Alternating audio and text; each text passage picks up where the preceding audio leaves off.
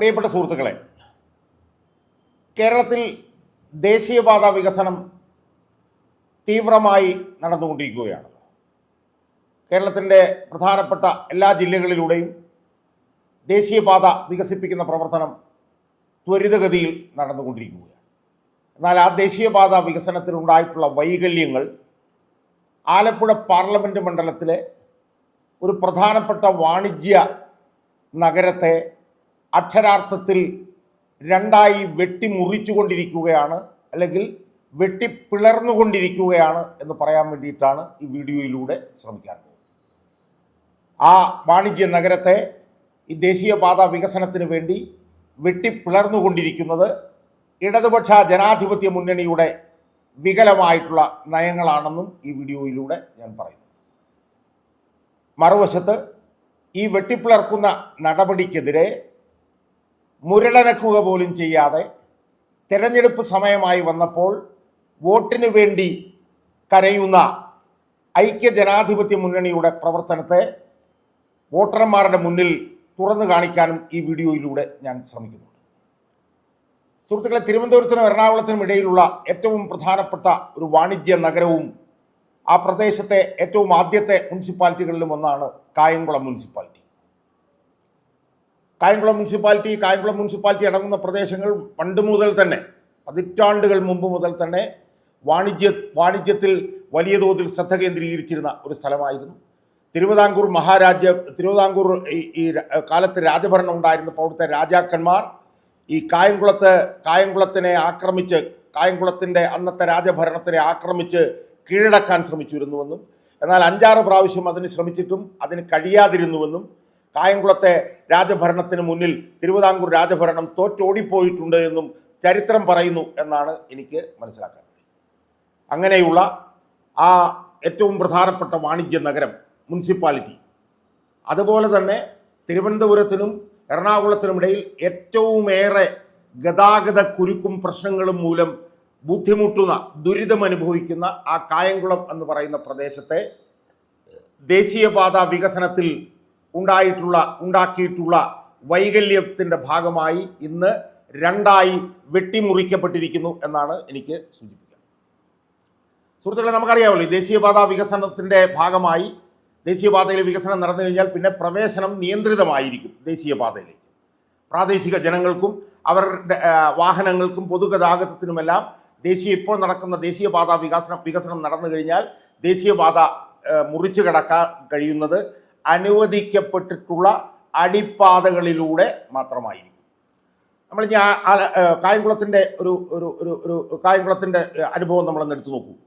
കായംകുളം നഗര ഹൃദയ അതിർത്തികളായിട്ടുള്ള ഷഹീദാർ പള്ളി ജംഗ്ഷനും ടെക്സ്മോ ജംഗ്ഷനും ഇടയിൽ, ഈ നഗരാതിർത്തികളായിട്ടുള്ള ഈ ഷഹീദാർ പള്ളിക്കും ടെക്സ്മോ ജംഗ്ഷനും ഇടയിൽ ഏതാണ്ട് 2.18 കിലോമീറ്റർ ദൂരം വരും. ആ ദൂരത്തിനിടയിൽ GDM ഓഡിറ്റോറിയത്തിന് സമീപത്തും അല്ലെങ്കിൽ അതിന് മുന്നിൽ മാത്രമാണ് ഇപ്പോൾ പുതിയതായി ദേശീയപാത വികസനം നടക്കുന്നതിൻ്റെ ഭാഗമായി ഒരു അടിപ്പാത ഉൾപ്പെടുത്തിയിരിക്കുന്നത്. സുഹൃത്തുക്കളെ, അതിൻ്റെ പ്രധാനപ്പെട്ട പ്രശ്നം എന്താ?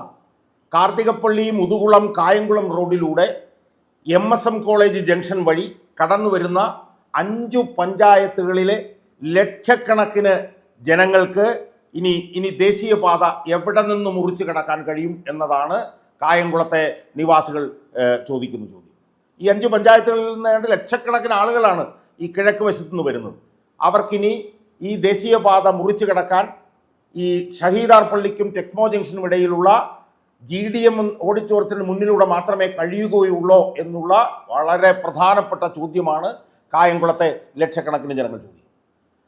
സുഹൃത്തുക്കളെ, നമുക്കറിയാം, ഏതാണ്ട് 2000-ലധികം വിദ്യാർത്ഥികൾ പഠിക്കുന്ന MSM കോളേജ്, 17 സ്കൂളുകളും കോളേജുകളും, മറ്റ് വിദ്യാഭ്യാസ സ്ഥാപനങ്ങൾ, ബാങ്കുകൾ, ട്രഷറി, കോടതി, bus stand, market, petrol bunk, police station, taluk ആശുപത്രി, മുനിസിപ്പാലിറ്റി ഫയർ സ്റ്റേഷൻ, ഇതെല്ലാം കിടക്കുന്നത്, ഈ പറഞ്ഞ സ്ഥാപനങ്ങളെല്ലാം കിടക്കുന്നത് ദേശീയപാതയുടെ കിഴക്ക് വശത്താണ്. സുഹൃത്തുക്കളെ, ഈ ദേശീയപാതയുടെ കിഴക്ക് വശത്ത് പ്രവർത്തിക്കുന്ന ഇത്രയും സ്ഥാപനങ്ങളും അതുമായി ബന്ധപ്പെട്ട് പ്രവർത്തിക്കുന്നവരും ലക്ഷക്കണക്കിന് വരുന്ന 5 പഞ്ചായത്തിലെ ജനങ്ങളും ഇന്നത്തെ സാഹചര്യത്തിൽ അവർക്ക് ദേശീയപാതയുടെ കിഴക്ക് വശത്ത് നിന്ന് അതിൻ്റെ പടിഞ്ഞാറ് വശത്തേക്ക് കടക്കാൻ വേണ്ടി ആകെ GDM ഓഡിറ്റോറിയത്തിന് മുന്നിലുള്ള ഒരൊറ്റ അടിപ്പാത മാത്രമേ ഉള്ളൂ. നിങ്ങൾ ആലോചിച്ച് നോക്ക് എത്ര ഭീകരമാണ് അവസ്ഥയെന്ന്. ഈ കിഴക്ക് വശത്തുള്ള ചരക്ക് വാഹനങ്ങൾ അതെങ്ങനെ പിന്നെ പടിഞ്ഞാറ് വശത്തേക്ക് കിടക്കും? ഇനി നമ്മളൊന്ന് ആലോചിച്ചു, സുനാമി മൂലൊരു പ്രകൃതി ദുരന്തമുണ്ടായാൽ ഈ തീരദേശവാസികളെയൊക്കെ എങ്ങനെയാണ് പിന്നെ അപ്പുറത്തേക്ക് കൊണ്ടുപോകാൻ കഴിയുക, പടിഞ്ഞാറേക്ക് കൊണ്ടുപോകാൻ കഴിയും? നമ്മളൊന്ന് ആലോചിക്കുക, ഒരേ ഒരു അടിപ്പാത മാത്രം. നമ്മളിനി പഴയ പിന്നെ ദേശീയപാതയെക്കുറിച്ച് ആലോചിച്ച് നോക്കുക. കായംകുളം ഷഹീദാർ പള്ളി ജംഗ്ഷൻ വഴി കമ്പോളത്തിലൂടെ കടന്ന് ഇന്നത്തെ ടെക്സ്മോ ജംഗ്ഷനിലെത്തി തിരുവനന്തപുരത്തേക്ക് നീളുന്നതാണ് പഴയ ദേശീയപാത. അതാണ് പഴയ ദേശീയപാത. അതായത് കായംകുളം പുനലൂർ ചെങ്കോട്ട, അതുപോലെ തന്നെ കായംകുളം തിരുവനന്തപുരം സംസ്ഥാന പാത, ഇത് രണ്ടും ഈ പഴയ ദേശീയപാതയിൽ സംഗമിക്കുകയാണ് ചെയ്യുന്നത്. ഇന്നത്തെ സാഹചര്യത്തിൽ ഷഹീദാർ പള്ളി, ONK, KSRTC, കമലാലയം, ടെക്സ്മോ എന്നീ ജംഗ്ഷനുകളിലെല്ലാം ദേശീയപാത മുറിച്ചു കിടക്കാൻ കഴിയും. അതായത് ഒരു 4-5 സ്ഥലങ്ങളിലെങ്കിലും ജനങ്ങൾക്ക് ദേശീയപാത മുറിച്ചു കിടക്കാൻ കഴിയും. ഈ ദേശീയപാത മുറിച്ചു കിടക്കാൻ ഉള്ള ഈ 5 സ്ഥലങ്ങളും, അതായത് ഷഹീദാർ പള്ളി, OMK, KSRTC, Kamalalayam, Texmo junction എന്നീ 5 പിന്നെ മുറിച്ചു കിടക്കാനുള്ള ഇടങ്ങളെല്ലാം കൊട്ടിയടച്ച് KSRTC എന്ന് പറയുന്ന പ്രധാനപ്പെട്ട ജംഗ്ഷനിൽ നിന്ന് 220 മീറ്റർ തെക്കുമാറി ഒരു അടിപ്പാത മാത്രം പണിയാൻ പോവുകയാണ് പുതിയ ദേശീയപാത നിർമ്മാണത്തിൻ്റെ ഭാഗമായി. ഇതുണ്ടാക്കുന്ന വലിയ ഗതാഗത കുരുക്ക് നമ്മളൊന്ന് ആലോചിച്ചു. അപ്പോൾ ഇന്ന് നടക്കുന്ന ദേശീയപാത വികസനത്തിൻ്റെ ഭാഗമായി വലിയ തോതിലുള്ള പ്രശ്നം കായംകുളം നിവാസികൾ അനുഭവിക്കാൻ പോവുകയാണ്. ഫലത്തിൽ കായംകുളം എന്ന് പറയുന്ന ആ പഴയ വാണിജ്യ നഗരത്തെ, ആ പ്രധാനപ്പെട്ട മുനിസിപ്പൽ പ്രദേശത്തെ ഫലത്തിൽ 2ആയി വെട്ടിക്കീറിയിരിക്കുകയാണ്, 2ആയി വെട്ടിമുറിച്ചിരിക്കുകയാണ്. ഇതാണ് സംഭവിച്ചിരിക്കുന്നത്. ഇത് പരിഹരിക്കാൻ വേണ്ടി എന്തായിരുന്നു ചെയ്യാമായിരുന്നത്? വളരെ നിർണായകമാണ്. ഇത് പരിഹരിക്കാൻ ചെയ്യാമായിരുന്നത് കായംകുളത്തിൻ്റെ നഗരഹൃദയാതിർത്തിയായ ഷഹീദാർ പള്ളി മുതൽ ടെക്സ്മോ ജംഗ്ഷൻ വരെയുള്ള 2.18 കിലോമീറ്റർ ദൂരത്തിൽ തൂണിൽ നിർമ്മിക്കുന്ന ഒരു എലിവേറ്റഡ് ഹൈവേ നിർമ്മിക്കുകയായിരുന്നു ഇതിൻ്റെ ഏറ്റവും പ്രധാനപ്പെട്ട പരിഹാരം എന്ന് പറയുന്നു. ഞാൻ ഒന്നുകൂടി പറയുന്നു, കായംകുളത്തിൻ്റെ നഗരഹൃദയാതിർത്തികളായ ഷഹീദാർ പള്ളി മുതൽ ടെക്സ്മോ ജംഗ്ഷൻ വരെയുള്ള 2.18 കിലോമീറ്റർ ദൂരം വലിയ തൂണുകളിൽ നിർമ്മിക്കുന്ന എലിവേറ്റഡ് ഹൈവേ നിർമ്മിച്ചിരുന്നുവെങ്കിൽ കായംകുളത്തെ നിവാസികൾ ഇന്നത്തെ നിലയിൽ നേരിടുന്ന ഈ പ്രശ്നത്തിൽ നിന്ന് അവർക്ക് വലിയൊരു പരിഹാരം ഉണ്ടാക്കാൻ കഴിയുമായിരുന്നു. സുഹൃത്തുക്കളെ, ഇതാണ് സ്ഥിതി. ഇത് അധികാരികളുടെ മുന്നിൽ അവതരിപ്പിക്കാഞ്ഞിട്ടൊന്നുമല്ല. അവിടെ ഇത്തരം കാര്യങ്ങൾ പറഞ്ഞുകൊണ്ട് പ്രവർത്തിക്കുന്ന ഒരു സമിതിയുണ്ട്, അതിന് വലിയ ജനകീയ പിന്തുണയുണ്ട്. അവർ പല തവണ ഈ വിഷയങ്ങൾ ഈ ഇടതുപക്ഷ ജനാധിപത്യ മുന്നണി സർക്കാരിന് മുന്നിൽ അവതരിപ്പിച്ചു. അവരിവിടുത്തെ ആലപ്പുഴ MP-യുടെ മുന്നിൽ അവതരിപ്പിച്ചു. ഇതൊന്നും കഴിയാഞ്ഞിട്ട്, ഇതുകൊണ്ടൊന്നും പ്രശ്നം പരിഹരിക്കാഞ്ഞിട്ട് ഇവരെല്ലാവരും കൂടെ ചേർന്ന് കേരള മുഖ്യമന്ത്രി പിണറായി വിജയനെ പോയി കണ്ടു. പിണറായി വിജയൻ ഏറ്റവും നിഷേധാത്മകമായിട്ടാണ് ആ സംഘത്തോട് പെരുമാറിയത്. അദ്ദേഹം തലയൊന്ന് ഉയർത്തി നോക്കിയിട്ട് ആലപ്പുഴ MP പിന്നെ AM ആരിഫിനോട് പറഞ്ഞത്, നിങ്ങൾ ആലപ്പുഴ പോയി വോട്ട് പിടിക്കൂ മിസ്റ്റർ എന്നാണ് അദ്ദേഹം പറഞ്ഞത്. അതൊന്ന്. 2, ഈ ജനസദസ് എന്ന് പറയുന്ന ഈ വണ്ടിയിൽ ബസ്സിൽ കയറി പോയ ഒരു പാഴ് പരിപാടി ഉണ്ടായിരുന്നു. ആ പരിപാടി കായംകുളത്ത് വന്നപ്പോൾ ഈ എലിവേറ്റഡ് ഹൈവേ വേണ്ടതിൻ്റെ ആവശ്യം ഇവിടുത്തെ ഇടതുപക്ഷ MLA ആയിട്ടുള്ള പ്രതിഭാഹരി പിന്നെ സ്റ്റേജിൽ ഉന്നയിച്ചപ്പോൾ അവരെ രൂക്ഷമായി വിമർശിക്കുകയാണ് പിണറായി വിജയൻ ചെയ്തത്. സുഹൃത്തുക്കളെ, അപ്പോൾ ഈ നഗരഹൃദയത്തെ 2ആയി വെട്ടിപ്പിളർക്കുന്നതിൻ്റെ, ആ നഗരത്തിലെ ലക്ഷക്കണക്കിന് ജനങ്ങളുടെ പ്രശ്നങ്ങൾ പരിഹരിക്കാത്തതിൻ്റെ ഒന്നാം പ്രതി എന്ന് പറയുന്നത് ഇടതുപക്ഷ ജനാധിപത്യ മുന്നണിയുടെ പിന്നെ ഭാഗമായിട്ടുള്ള സർക്കാരിൻ്റെ മുഖ്യമന്ത്രിയായിട്ടുള്ള പിണറായി വിജയനാണ്. അതാണ് ഒന്നാം. ഇനി അതുകൊണ്ട് പ്രശ്നം തീരുമോ? സുഹൃത്തുക്കളെ, ഇത് എത്ര വർഷമായി ഈ കായംകുളത്തെ ഈ ദേശീയപാത നിർമ്മാണവുമായി ബന്ധപ്പെട്ടുകൊണ്ട് എത്ര വർഷമായി ഈ പ്രശ്നങ്ങൾ നിലനിൽക്കുന്നു? ഈ പ്രശ്നങ്ങൾ പരിഹരിക്കുന്നതിന് ഒരു ജനകീയ മുന്നേറ്റം ഉണ്ടാക്കാൻ, അല്ലെങ്കിൽ ജനങ്ങളുടെ ഇടയിൽ നിന്നൊരു പ്രതിഷേധ പ്രവർത്തനങ്ങൾ ഉയർത്തിക്കൊണ്ടുവരാൻ കേരളത്തിലെ ഐക്യജനാധിപത്യ മുന്നണി, കോൺഗ്രസിന് നേതൃത്വമുള്ള ഐക്യജനാധിപത്യ മുന്നണിക്ക് എന്ത് ചെയ്യാൻ കഴിഞ്ഞു? സുഹൃത്തുക്കളെ, എന്ത് ചെയ്യാൻ കഴിഞ്ഞു? ഇത് ലക്ഷക്കണക്കിന് ജനങ്ങളുടെ പ്രശ്നമല്ലേ കായംകുളത്തെ? ആ ലക്ഷക്കണക്കിന് ജനങ്ങളുടെ പ്രശ്നത്തെ മുൻനിർത്തി ജനങ്ങളെ അണിനിരത്തി വലിയ സമര പോരാട്ടങ്ങൾക്ക് നേതൃത്വം നൽകി ഈ ദേശീയപാത അതോറിറ്റിയെ കൊണ്ടും കേരള സർക്കാരിനെ കൊണ്ടും ഈ തീരുമാനം മാറ്റിച്ച് ഷഹീദാർ പള്ളി മുതൽ ടെക്സ്മോ ജംഗ്ഷൻ വരെ നീണ്ടു നിൽക്കുന്ന 2.18 കിലോമീറ്റർ ദൂരത്തിലുള്ള എലിവേറ്റഡ് ഹൈവേ അധികാരികളെ കൊണ്ട് പണിയിപ്പിക്കുന്നതിനുള്ള പ്രതിരോധ പ്രവർത്തനങ്ങൾ നടത്തേണ്ടിയിരുന്ന UDF ആയിരുന്നില്ലേ? അവരെന്തെങ്കിലും അനങ്ങിയോ? അവരെന്തെങ്കിലും ഈ പ്രശ്നത്തിൽ ഇടപെട്ടോ? നമ്മളൊന്ന് ആലോചിച്ച് നോക്കൂ. എന്നിട്ട് ഇപ്പോൾ തെരഞ്ഞെടുപ്പ് വരുമ്പോൾ ചിരിക്കുന്ന മുഖവുമായി KC വേണുഗോപാൽ ഇവിടെ വന്ന് എലിവേറ്റഡ് ഹൈവേ പണിയണം, അത് പണിയാത്ത ഇടതുപക്ഷ ജനാധിപത്യ മുന്നണി ഗവൺമെൻറ്റിനെതിരായി എനിക്ക് വോട്ട് തരണം എന്നൊക്കെ പറഞ്ഞുകൊണ്ടുള്ള വൃത്തികെട്ട ഹീനമായിട്ടുള്ള പ്രവർത്തനമാണ് അയാൾ നടത്തിയത്. അയാൾക്ക് ഈ പ്രശ്നം പരിഹരിക്കുക എന്നുള്ളതല്ല ലക്ഷ്യം. ഈ പ്രശ്നത്തിൻ്റെ പേരിൽ 10 വോട്ട് നേടി എങ്ങനെയെങ്കിലും ജയിച്ച് MP ആകാൻ പറ്റുമോ എന്നുള്ള ഒരൊറ്റ ഉദ്ദേശം മാത്രമേ KC വേണുഗോപാലിനുള്ളൂ.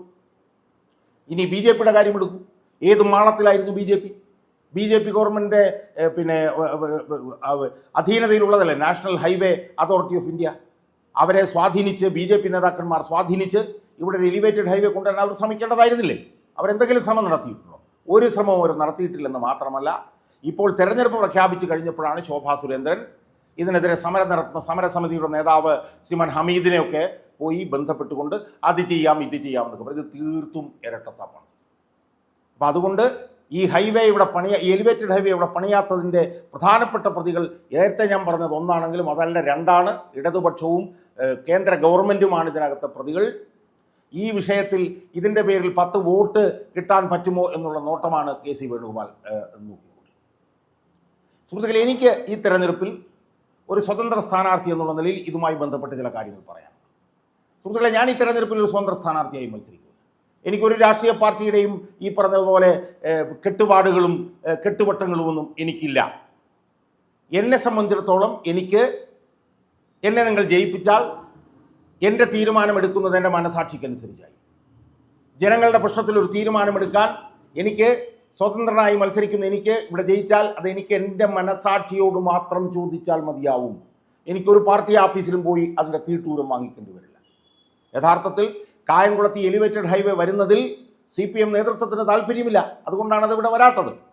പക്ഷേ സ്വതന്ത്ര സ്ഥാനാർത്ഥിയായി ഞാൻ മത്സരിച്ച് ജയിച്ചാൽ ഈ എലിവേറ്റഡ് ഹൈവേ വരുന്നത് വരെ അചഞ്ചലമായി വിട്ടുവീഴ്ചയില്ലാതെ കായംകുളത്തെ ലക്ഷക്കണക്കിന് ജനങ്ങൾക്കൊപ്പം നിന്ന് ഏതു പോരാട്ടത്തിനും ഞാൻ ആ കായംകുളത്തെ ജനങ്ങളോടൊപ്പം ഉണ്ടാകും എന്നാണ് എനിക്ക് സൂചിപ്പിക്കുക. അതുകൊണ്ട് ഈ കായംകുളത്തെ വെട്ടിമുറിക്കുന്ന ഈ വികലമായിട്ടുള്ള ദേശീയപാത വികസനം എന്ന് പറയുന്ന ഈ പദ്ധതി മാറ്റിമറിച്ചുകൊണ്ട്, ഈ പദ്ധതി അവസാനിപ്പിച്ചുകൊണ്ട് കായംകുളത്തൊരു എലിവേറ്റഡ് ഹൈവേ നടത്തുന്ന പ്രവർത്തനത്തിന്, ഭാവി പോരാട്ടത്തിന്, ഭാവി പ്രതിഷേധ സമരത്തിന് ഏറ്റവും യോജിച്ച ഒരു ആൾ എന്നുള്ളത്, അല്ലെങ്കിൽ ഒരു വ്യക്തി എന്നുള്ളത്, സ്വതന്ത്രനായി മത്സരിച്ച് ജയിച്ചു വരുന്ന MP ആയിട്ടുള്ള പൊതുപ്രവർത്തകനായിട്ടുള്ള ഞാനായിരിക്കും എന്നാണ് എനിക്ക് കായംകുളം പ്രദേശത്തെ ജനങ്ങളോട് പറയാനുള്ളത്.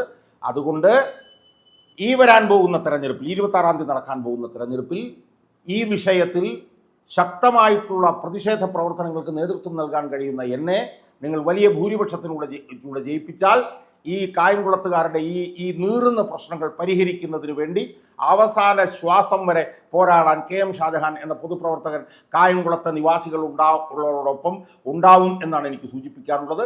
അതുകൊണ്ട് ഈ വരുന്ന 26-ാം തീയതി നടക്കുന്ന തെരഞ്ഞെടുപ്പിൽ ഈ വികലമായിട്ടുള്ള പാത വികസനത്തിൻ്റെ ഇരകളായിട്ടുള്ള ലക്ഷക്കണക്കിന് ആളുകൾ ഓട്ടോറിക്ഷ ചിഹ്നത്തിൽ KM ഷാജഹാൻ എന്ന് പറഞ്ഞ സ്വതന്ത്ര സ്ഥാനാർത്ഥിയായിട്ടുള്ള എന്നെ വിജയിപ്പിക്കണം എന്ന് ഞാൻ ഹൃദയത്തിൻ്റെ ഭാഷയിൽ കായംകുളത്തെ ദുരിതമനുഭവിക്കുന്ന ജനങ്ങളോട് ആവശ്യപ്പെടുകയാണ്.